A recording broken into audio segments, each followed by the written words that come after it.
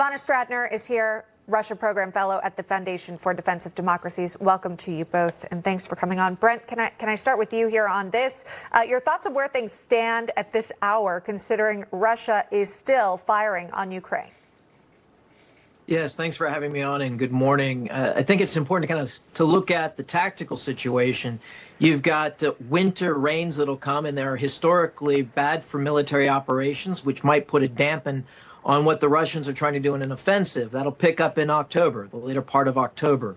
And of course, Putin, trying to split NATO, has been using these drones incursions to try to get European nations to split. And quite frankly, it's a miscalculation. And then NATO members, as well as the United States, Trump's patience with Putin has certainly run out.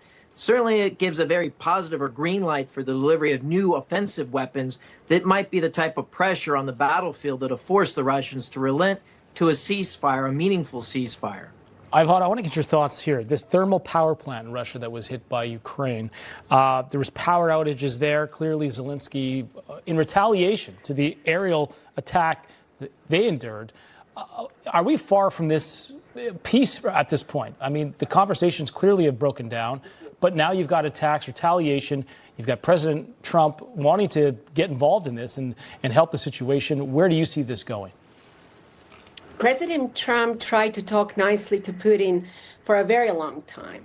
And after months and months of Russian manipulation, we finally see Putin's true color. He's not willing to stop this war. He doesn't want to stop this war. And the only way that he can stop this war, if we make sure that Putin stops it. And there are two only ways. Number one is to send Ukraine all the weapons that it needs to put Russia on the defensive. So Russia spends time, energy, and resources defending itself.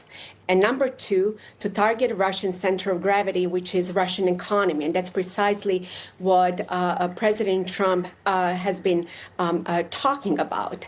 Because also, make no mistake, Putin does not want this war to stop at Ukraine. He has been trying to use hybrid warfare activities against NATO. We just learned a few seconds ago also how he has been using drones incursion in different NATO member states.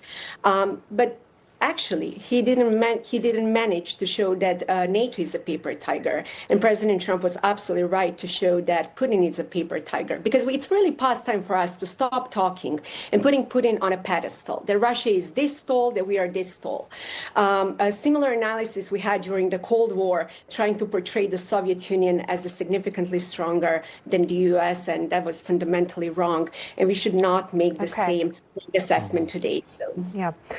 Again, we're told by our reporters just outside the White House, we're moments away from seeing the Prime Minister of Israel, Netanyahu, on a separate topic, but both trying to end the war here.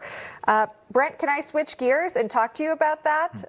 The arrival of Netanyahu, the ongoing war between Israel and Hamas. What might you be watching for today as the president sits down with the Prime Minister of Israel? Yeah, President Trump is definitely shaking things up, as he should. The past approaches to peace in the Middle East have failed consistently, so repeats of past thinking is fallacy.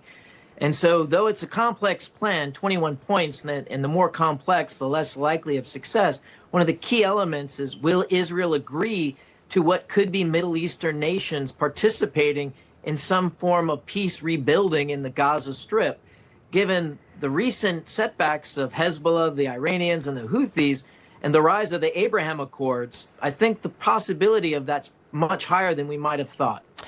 Brent, I'll stay with you on this, because how much pressure is on Netanyahu to make a deal here with President Trump? I mean, we heard his speech at the UN. He said, we're not going to lay down our arms.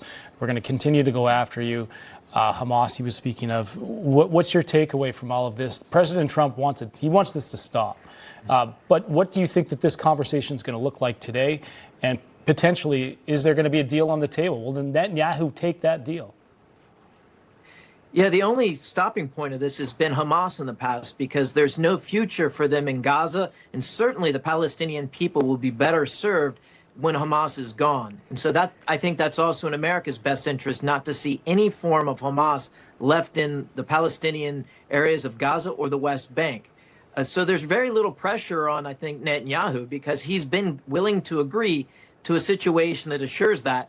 and also gets his hostages and our hostages back, to include the bodies that Hamas still holds on to. Sure. So I think the odds are, and the pressure is really on those that are supporting Hamas, not on Israel at this stage. All right. Thank you both for standing by throughout this as we await the arrival of Netanyahu. Brent and Ivana, we do appreciate your time.